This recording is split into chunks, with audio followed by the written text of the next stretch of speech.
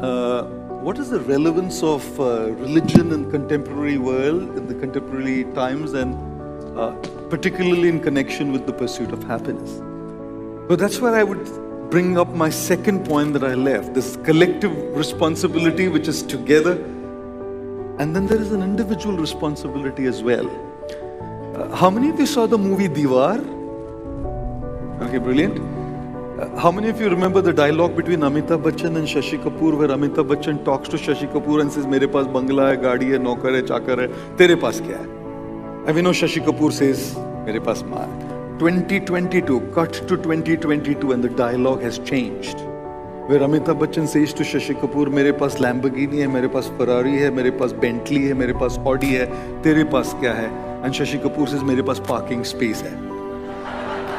In a city like Mumbai, parking space is probably more expensive than the car itself, I think, you know. And I've often said that whatever car we drive in the city, there's one car that we must all drive in our life. And that car is an acronym. In that car, the C stands for change what you can change. You have problems in your life, you do what you can do to sort those problems out. Like I have this pain in my temples for the last 29 years. I've tried everything, allopathy, homeopathy, naturopathy, even tried Tirupati, nothing worked. Somehow nothing worked, you know. So at the end of the day, and it's not that I don't try now. I still keep giving my best. Anybody suggests to me a modality of treatment, I'll go for it. So number one, the C in the car is to change what you can change. But to be honest, there are things in life that we can't change.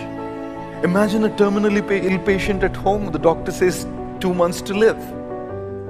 Imagine a couple born with a child with special needs. Can't change everything. And therefore, A in the car stands for accept what you cannot change. One of the fundamental aspects of spirituality is acceptance. If I'm not able to accept things, the more I struggle with fighting those things that I can't change, I'm losing my time and my mental energy on things that are beyond me.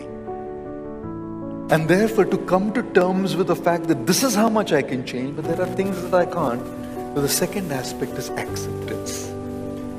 But there are also going to be things that are beyond my acceptance. I can't even accept them. Like I have a friend and she got married, and in 6 months she found out her husband's gay. Now I don't have any problem with anybody's particular sexual orientation. It's a very personal choice.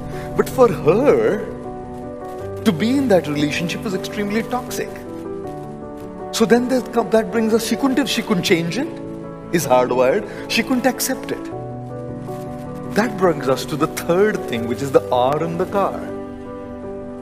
And that R in the car is two things.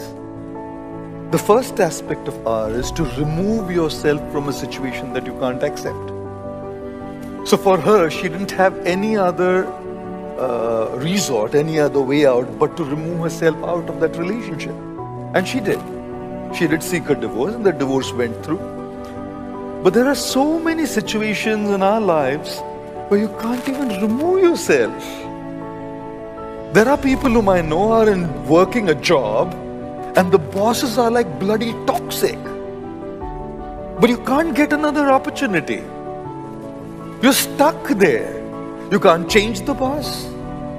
He's who he is or she is who she is. You can't accept them. You can't even remove.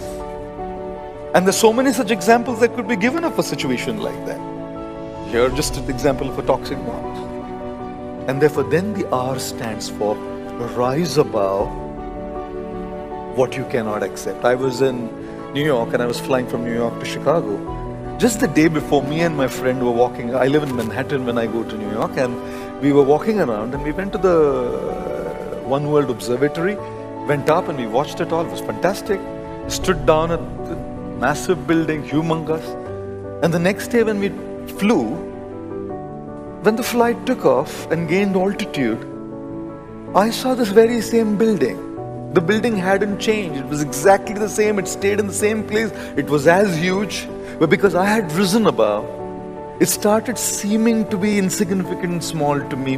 Not because it became insignificant, because I rose above. So change what you can change. Accept what you can't change. Remove yourself when you can't accept and you can remove. And when you can't even remove, then you have to be there, but learn how to rise above.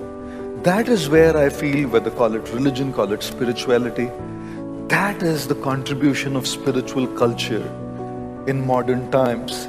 Because in modern times, we find ourselves in extremely helpless situations at times. Situations where nothing outside is able to help us. And there's no other way but to rise above. And I think that is a key role that spirituality or religion can play. The problem with religion, however, is religion and faith has boundaries. Whereas when you talk about spirituality, spirituality is universal beyond any boundaries of faith.